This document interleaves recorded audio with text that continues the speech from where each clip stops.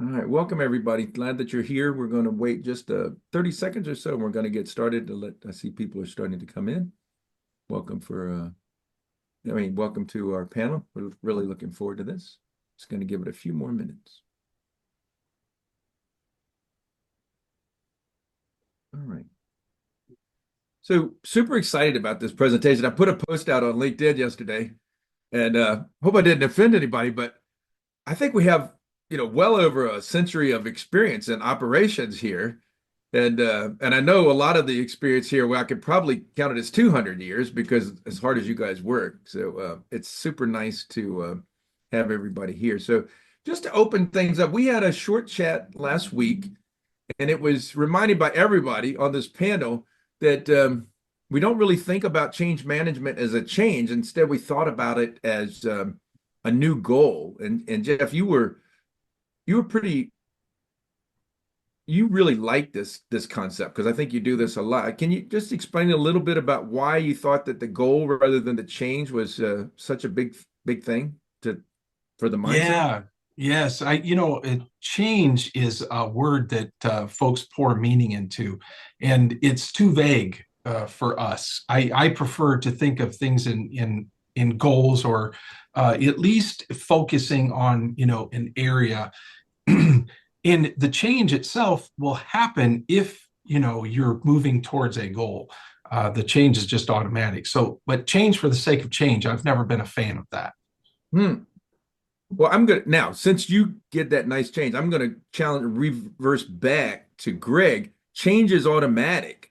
That's a stunning statement for me. Greg, what do you think about change is automatic once we have the goal? Well, if you have the goal and everybody knows what your end objective is, then it's pretty easy to make changes to get to that goal. Without a goal, you start changing without some direction. It's kind of like a ship or a plane. It's like where are we trying to go? Where are we trying to land? And without that, you just spin around all the time and don't have any directions. Bill, I wanted to ask you to join us because I've been watching, with the up and sunrise. I think the average duration of the managers up there is what, 20 years or something like that. And you've come in, and I've been watching you and Tom Foster, the owner, go through this change, and well, it's not a change, a new goal, and it's it's been it's been pretty fun to watch. And Tom was so complimentary when we were talking a couple weeks ago. So I was thinking about pace. I'm always thinking about pace. I'm always running too fast, and I'm always getting in trouble for that. What can you kind of talk about the pace thing? Because you're right in the middle of this with a very experienced, very successful set of managers. Sure, sure. With that, I kind of came in calming myself down a little bit, knowing that I do have long-term people. I definitely made a conscious effort of getting to the ground basis. I get my hands dirty. I work with them and made sure they understood what I was about before I essentially have done anything. I haven't really done a lot as far as changes here or new goals. With an experienced group like that, you just can't because it would be resisted. It just wouldn't work. So I think I've earned their trust, and I think it is because of going slow. Because one thing I've learned about, we call it foster time. It definitely is a different pace than I'm used to. I'm used to, we make a decision, we're going to the next step. Here we analyze, take our time, and make sure it's the right step. So because change is usually a bad word to a lot of people. So if we're setting those goals and taking our time to get to those goals, it seems to work out pretty good. And when we say foster time, we're talking about Tom Foster, who 100%. Yeah. operates. And the story I hear, I don't know if this is really true or not, but it's got to be true because everybody tells me he still gets in that white van and gets into the stores on his way up to the lake house every Friday afternoon. 100%. I've never met a guy, especially an owner, that is in his stores as much as he is. He's in them. I mean, unless he's out of town, he's in them daily, and he'll go at midnight. He'll go at 10 o'clock. He'll flip pizzas. He'll do all that stuff himself. And he Uh, knows everybody. When he we're knows we're in everyone. there with the different manager, he's calling them by name. Uh, 40 stores, the span of like I don't know, it's about a 4 hour difference from the end to end, and he knows every person, customers. It's impressive. so I see some of our regulars here and I see some new people here. I just want you to open it up. This is just the way we work together. We've been working together for a long time, all of us here. And we just kind of share and brainstorm. I'm just going to keep directing. I've got some questions that people had put in there, but I hope those of you that are listening will shoot some questions off. This is just free form. We're having some fun together with people that have been doing this for a long time. Um, Greg, I'm going to come back to you because it was I'm going through this change about turning some of the operational things over, and I'm just having fun. And you told me that you've stopped working too. Every only thing you do is just enjoy yourself, and you enjoyed helping get that truck out of the ditch down in the ice storm today. So, for those of us that are at the change where we're bringing in some new leadership and we've got a little bit of experience, like me, we'll just talk about me. Um, what's your advice on the change about the generational change or like a lot of us are going through? I'm looking at some of our guests on there, and about half of them I know have this issue where they got an old boss like me that's not ready to get out of the way, but's ready to turn over some of that non-fun work. And so it almost becomes like turning things over to your children. You've done the best that you can do to give them knowledge, and you have to foster that knowledge that you've given them, and try to lead them to make directions, to make decisions and directions, and the best way they can. And sometimes they're going to make decisions that slap you in the head. It's like, why did you do that? And you sometimes just have to redirect and try to help them make better decisions. And but you pour knowledge every single day, and so you got to hope that some of it sticks, and you got to be very repetitive. I find myself repeating over and over and over again, information that we're trying to pour down. But sometimes it's like you gotta turn them loose, and sometimes they got to get water in their nose before they figure out how to swim. I remember one of your managers telling me that his approach when he was bringing up a cashier that put him into the supervisor or the assistant manager, he called it this training method, throwing him in the deep end. Yes. I wonder if that's true. When I started 43 years ago, I said, "What do I do?" And a guy handed me a roadmap, said, "Here's where your locations are. Go visit." And that was throwing you in the deep end. Huh. Jeff, coming back around to you, I'm looking at the list on there. 4 is training, 5 is coaching, and 6 is accountability.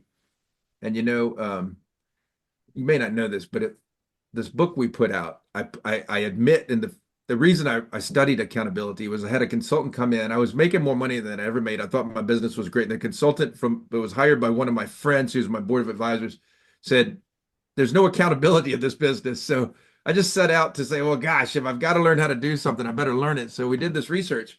And then somebody told me one time, the difference between micromanagement and not micromanagement with good accountability is once somebody's trained and they can do the job, you stop training and you move to coaching, and we hold them accountable to consequences. So for me right now, my change is turning this over from a really hands-on small company that's grown enough now that I've got a bunch of smart people around. I think you're growing. What kind of goals should I be setting to do that? Because I know several people on this that are visiting with us right now have told me that's what they're going through as well. They're in their 3rd or 4th generation of their business ownership. Yeah, that's a really big question. I'm sure every company that's represented here has a different set of objectives. And so whatever those objectives are going to determine how, in what way you bring people along. With our setup, and this is a top-down approach, we believe really strongly that when we hand off a store to a manager, that manager, that store should reflect their personality. So there's certain things as a chain that you have to do. We need the accounting done a certain way. We're going to do the planograms for the store. The store managers have input, but I have final say because we're negotiating for an entire chain. We're not just doing one store. So there can be some variations, but they're going to be pretty small. But on the day-to-day business, that manager is hiring their personnel. They're determining, which personnel should stay, which personnel should go. So the success of that store really rides on the back of our managers. So there's probably different operational styles. Ours is more of a we're here to serve approach. So I will expect that manager when they need help to talk to me. Now, we'll identify sometimes things that they need help with that they may not know they need help with. And so we can bring those to their attention. But for the most part, that manager is the boots on the ground. They know their customers, they know their store, and I want to hear them ask me for help. And then we'll look at in our stores, we pay profit sharing. So the managers are really interested in making sure the store is efficient and that the store is profitable. So we are very much aligned in our goals, and we have awesome managers, and we've got that luxury that Bill has, and we've had most of our managers are long-term managers. We don't have much manager turnover. So, Bill, taking what that just happened, I hear this all the time. Every store has its own personality, but we have to keep the experience and the brand and the culture together. And I know Tom Foster has a culture in his stores, and you're new. So what's the challenge for you with doing what Jeff just talked about with they've got the goals and this independence, but we've got to keep the main thing. What are your main things, and where's the variance go? Well, I guess it's hard to say because, like you said, that we have such long-term people. I guess the hardest thing is to get them to understand the company goals as far as each one owns their own store essentially. And a lot of them think they run everything different. And they think they know what's best. So trying to corral that to a company and a corporation viewpoint is kind of challenging with that. Newer managers, it's a little easier to maneuver around and get them to kind of, I wouldn't say fall in line, but see the vision. Older managers a little tougher. So for my challenges is getting with the area managers and getting them to buy into what we're doing and to be consistent. And right now we're fairly consistent in our approach, but we have some issues out there and some opportunities to adjust. But it's a little challenging with long-term employees as far as that goes. It's a great problem, but so coming back to you don't have a lot of training to do with that experience. You've got a lot of coaching to do.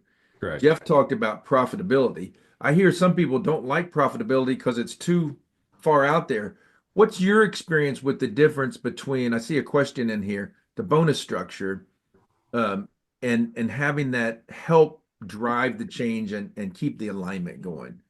Well, I think bonuses or compensations is hugely important. Obviously, we all work for a reason. We might love our companies that we're working for, but ultimately we're working to feed our family. So if you align your goals to the incentive or the compensation, then it's hugely beneficial. Like our scorecard, we've been talking about our scorecard, and we're aligning that towards the incentive program. If those managers are focused on those key areas, they're making more money, we're making more money, and it generally works out. If you don't have that incentive program, I think you're going to fall short a little bit because people aren't going to buy in. They're going to come do their job, but they're not going to push for that extra mile for sure.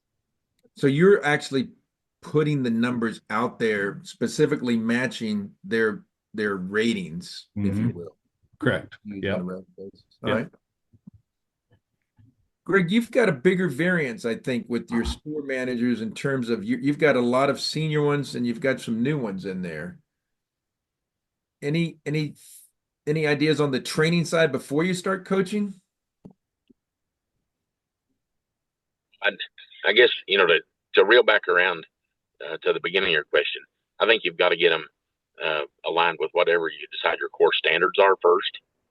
And once you can get them on board with your core standards, then 90% of it is, we're going to be friendly, we're going to be clean, we're going to treat people right. And that's the core standards. And then, you start training and coaching. And I'll tell you that we do that every single day with lots of people, either old or new. And, as far as the bonus, ours is primarily based on sales, not on bottom line. because we control the margins in the stores, we control the fuel margin, and so we're pushing to increase the top line, and really feel like that if we can get them on board, trying to increase the top line, the bottom line takes care of itself.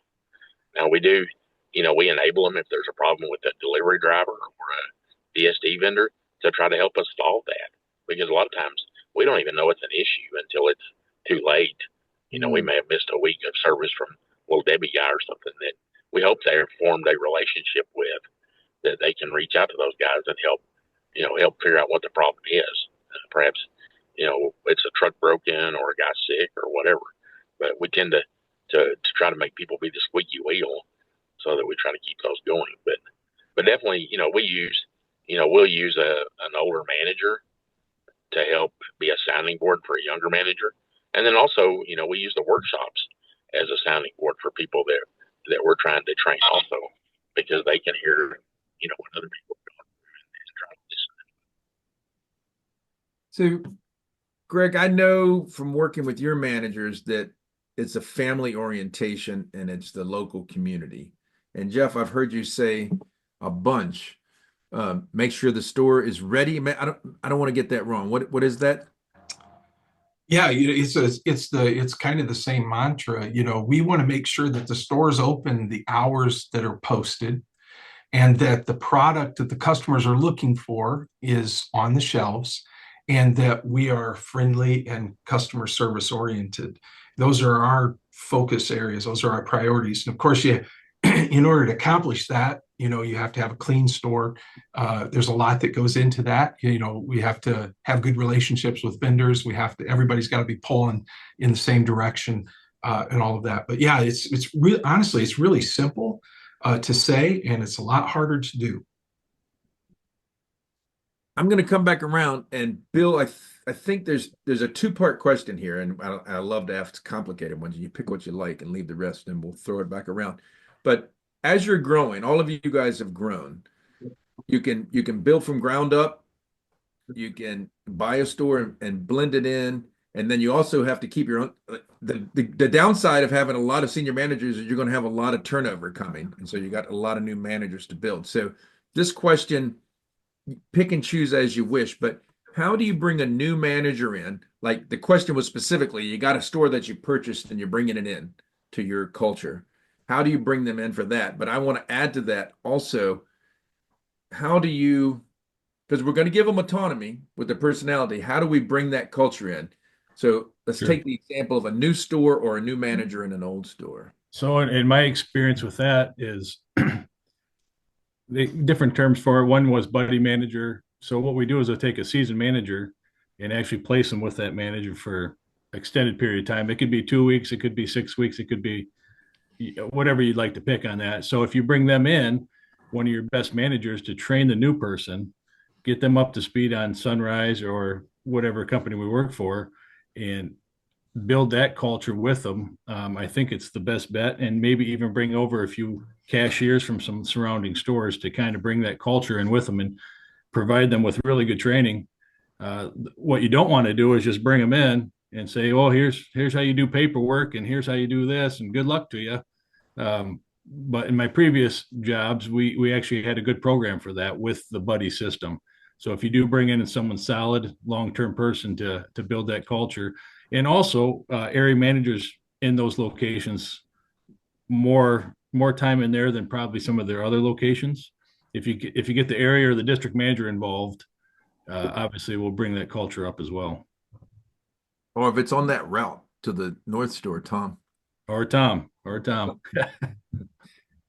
Greg, I heard you say buddy system, but you weren't using it for managers. You were using it for new employees, I think, right? Is something you're implementing. Is that working? We have used it for new employees, yes, and we also we use the referral system, which also winds up kind of being a buddy system as well. So they do have somebody they can reach out to, especially early on in their employment, to try to help.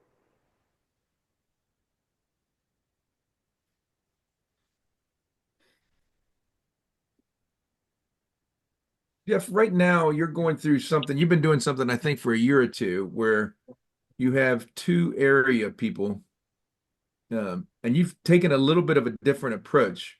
Do you mind sharing a little bit about how you split up? Was it, I can't remember, it's 16 or 18 stores and Yep. how you're doing that? Because that's a pretty Yeah. change. Yeah, 16 stores. Yeah, as we've grown the business, I'm the general manager, but I've been with the company since the very first store, Hmm. and so then I'm the C store guy. So I've helped grow the C store side of the business, and so this is all I've done. So I'm the C store guy at our company, and throughout that period of time, almost all of that period of time, I had a number two, and we were very lean and mean fighting machine, and it was the two of us with 16 stores there towards the end.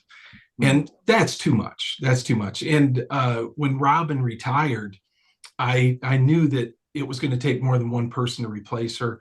So I had two people in mind, and they're definitely the right people for the job.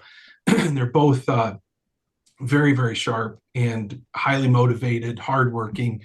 And so with 16 stores, you have options. And I thought, well, maybe we have two district managers, 8 and 8. The more I thought about that, the less I liked that idea. So we're trying to create an environment where we're a team and we all pull together. And so I don't know how it's all going to shake out, but now for probably about a little over a year, probably a year and a half, both Nikki and Carrie manage all of the stores.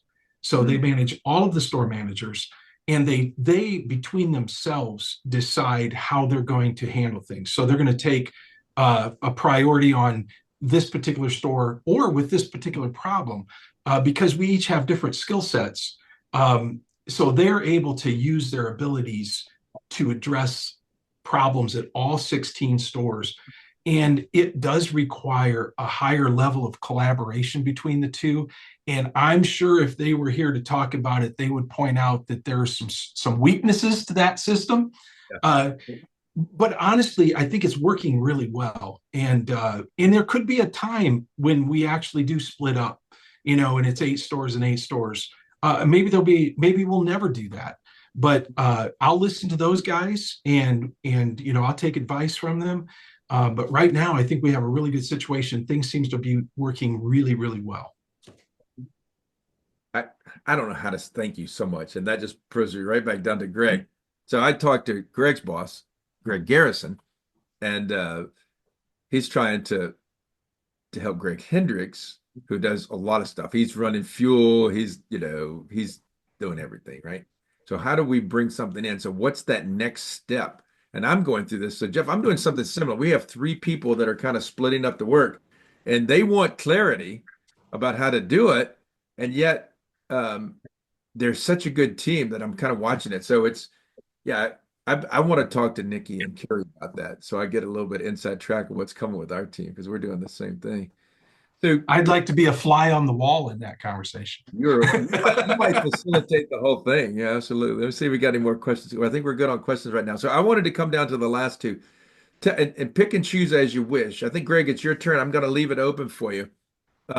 Technology issues and communication. And then the other issue is, all right, we're growing and you've got to bring some more people in. And how do you divide something up when it's easier to do it yourself? This is selfish. This is what I'm going through right now. How do you divide it up when it's easier to do it yourself and you're having fun? Any of those So topics? I'll take the first part, technology and communication. Right. And so in the past 3 weeks, there's all kinds of junk that's going on with tap to pay. People are very frustrated because tap to pay doesn't work or is about to get cut off. And it takes 2.5, 3 hours to get the technology all working where you want it to work, so that you can do tap to pay. They get very frustrated with technology, especially a lot of us have talked about older term managers. I have older term managers that I think if there's a driving force for some of those people to look at retirement, it's because of technology. And so, we have to find ways to make technology more user friendly. There's a lot of on the troubleshooting side that becomes self-service from the end user, being us as the jobber or the store owner. and sometimes people, they just can't get through it. And so, we just, I mean, for me personally, it's just, it has become more and more evident over the past couple of years that we've got to do a better job on, embracing technology. Even, we first started putting scorecards in with you guys. That was it was a big goal, and it was a huge step to get people to actually, go look at their numbers and try to be accountable. But technology it's definitely, it's a challenge. I had a meeting yesterday with our video company, and there's all kinds of cool stuff that video companies are now able to do that they couldn't do 5 years ago. Yeah. But you got to embrace that goal of getting to the point that you can use it. So I love that. And that's why Mason and I, because we knew we had this stuff that was really useful, but getting that out to our store managers, that's one of the reasons we did that workshop, was just addressing that issue. So, and that's just the best job in the world. It is absolutely the most fun to be with people that don't do anything but help people smile all day long. This is my fun. This is what I do. So I want to come back to communication. I had a boss one time. I've run my own company most of my life, but I've worked for John Whitlock for 3 years, and he bounced me around into different jobs. He couldn't figure out. It was no better than my wife figuring out what I was supposed to do. But he always came back and said, Tom, it always comes down to communications. And I think that's what you were all saying in the beginning, but I just wanted to hear if somebody else had a different take on that, because I kind of take it for granted. And I think the generational issue for me working with these smart younger people has something to do with communication. So I don't really know what my question is. I was hoping somebody, and if the audience can rephrase that a little bit. I hear a lot of people saying this problem in different ways. And I'm finding is I'm in love with this new generation. I love the way they're approaching life. Despite the TikTok phone problem. I still don't understand that in the music, but I love their approach to life, and it's really motivating for me. The ones in the middle are harder for me than the younger ones. So that's my question to you. Is I don't know how to phrase it any better. Bill, I think it's your turn, but anybody else, just kind of jump in. I'm going to be quiet. Mason, I'm going to let you. We're kind of getting towards the end of our regular. We got a little bit of time, but Mason, you come back around if I've missed anything. Bill, if you'd started, that would be awesome. Yeah. So communication, I guess, like you said, that the generations are so different. Even I'll take it as far as we have some self-checkout units, and the younger crowd love them. They go right up to them, scan themselves out, and they're out. The older crowd think we're stealing jobs and all kinds of stuff. So the communication to those customers to explain to them that we're not taking jobs, we're just trying to speed up the speed of service to get you out of the stores and create more flow, has been a challenge, especially here at Sunrise. My old company, we had it down pretty good. But you can never have too much communication. And I think if you set the goals of anything, it could be, we want, instead of having 8 self-checkouts customers in the day, we want 200. How do we get there?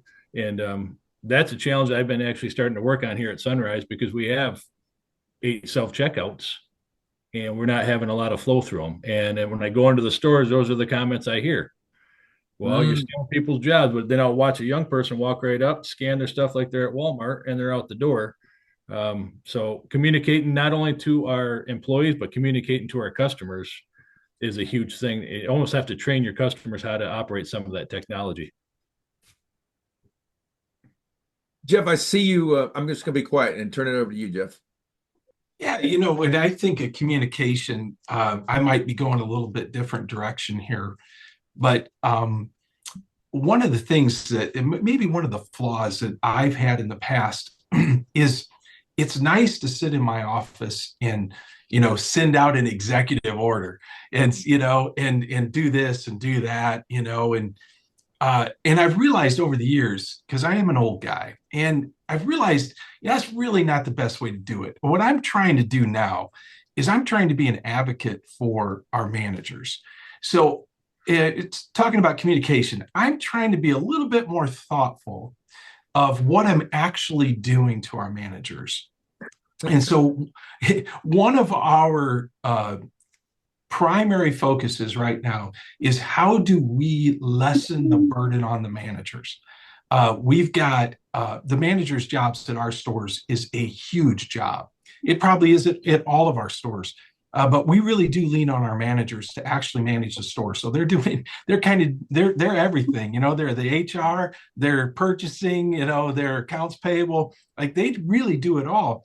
And so my goal right now is I'm trying to think ahead. I'm trying to think about how does anything that I do, so this is kind of communication, how does it impact them, and not ask too much of our folks. And certainly don't keep throwing stuff on their plate. What can we do here at the office? How can I do this so that it enhances or maybe even makes the stores more efficient, so it's easier to run? And so when I think about communicating like that, I worry about how we are approaching our managers, but then I also think it's our job to sell. If we have good ideas, you're talking about change. If we have good ideas or we have new goals, I think it's incumbent on me to sell that to our managers, not just expect people to fall in line. Hey, Tom, to piggyback on that a little bit, one thing Sunrise does really well in my previous jobs, like when I was a district manager, I had anywhere, from 12 to 18 stores as a district manager.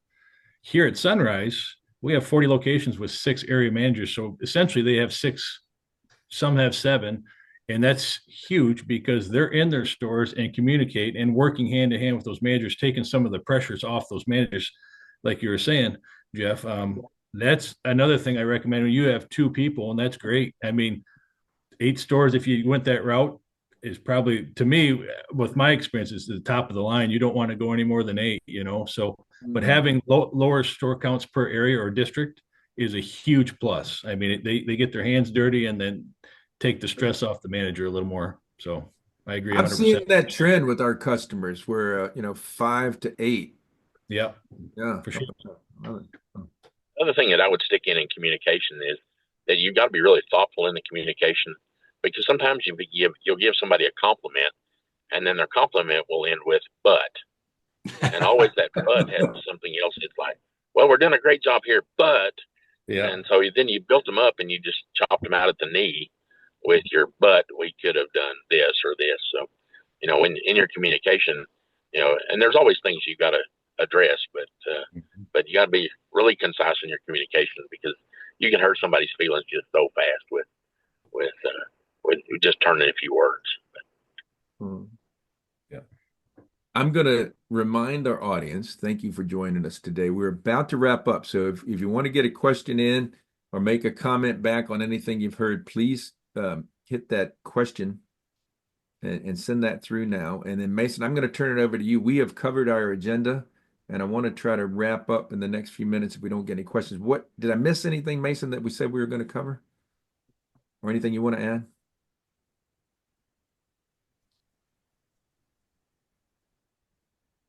There we go. I was frozen for a sec. No, the only thing I saw was a couple of when we sent out the panel information, some people would just list some of the things they were focused on. And I think this is relevant to everyone here. We have good competition coming near us. We're growing our stores. We've got competition. How, and then some of it's just related to managers. How do we kind of prep them for the competition that's coming in? I think I'll leave it there and see if there's any comments from I'm the going to panel. go to Greg first because he's got a Buc-ee's that just came into town at one of his stores. And so I loved what you guys were dealing with, how you're dealing with Buc-ee's, Greg. If I could throw Well, that. and I guess that kind of goes back to your core values. When somebody comes in, you really got to figure out what you do well and keep doing whatever it is that you do well. And I think if you're a 300 hitter and you're still hitting 300, your customers are going to come back. You'll lose some to start out with, but as long as you keep your core values, they will eventually come back. It may take some while for people to migrate around, but you just got to keep doing what you're doing that you think is successful. Jeff and Bill, last go round, and we'll send everybody back to work. Well, with that, I would say customer service. If you provide excellent customer service, ultimately you will maintain your customers. I mean, like you said, you'll lose a few just because obviously Bucky's is what Bucky's is. But if you hold true to what you do well, and for Sunrise, our customer service is phenomenal. So that's going to draw a lot of people back. They might leave, but they're coming back. And our experience is exactly the same. You know, we've been fortunate. We don't have any huge competition, any of the big names that everybody in Ohio is scared of. And there's a bunch of them coming. Fortunately, we've been, insulated from that. But we still have Circle Ks, we still have Speedways. And you're exactly right. You know, we know what our MO is. We know where we fit in. So we do what we do as good as we can do it, and we try to make the most out of every store. And we may not have the level of options that some of the big boys have, but it's what you said, Bill, our level of service, I would put that up against anybody. Yeah. We're playing that game in our world too. So we've got a lot of big competitors out there. We love that side of things. So, well, thank you so much. All right, I'm sorry. One more question just popped in. I think we got a few minutes. I'll throw this out to open. How do you hold cashiers accountable to great customer service? I love this question. All right, Jeff, you're nodding the most. You go first. Yeah, well, this is it's the same way you hold anybody accountable for anything. So first of all, you have to set high expectations, and you have to expect great customer service, and then you have to show them how to have great customer service. So when you train them, you're gonna make sure they get trained with somebody that knows how to treat customers properly, and then you're going to give them feedback. So if they're doing a great job, they need to hear they're doing a great job, and there needs to be an attaboy. If they're deficient and maybe they've failed, then it just is like, hey man, we got to do better. I don't know that you necessarily chop them off at the knees, but there's got to be some feedback that says, hey, I know you can do better than that. Thank you so much, everybody. I enjoyed it. I'm reminded of it was in Fort Wayne. When I used to do these videos, and I remember I said, well, "How do you know you're doing a good job?" Oh, I know I'm doing a good job because the customers, they come in and they're not having a good day, and when they leave, they're smiling and they're having a great day. So, I appreciate all you all are doing. Thanks for sharing a little bit. It was great to have all our guests with us today. If you have any more questions that we missed, you can hit our website and send a request through at bandyworks.com. So thank you so much for joining. Stay warm out there. Stay out of the ditches with the ice. See you again soon. Yeah. All See right. y'all.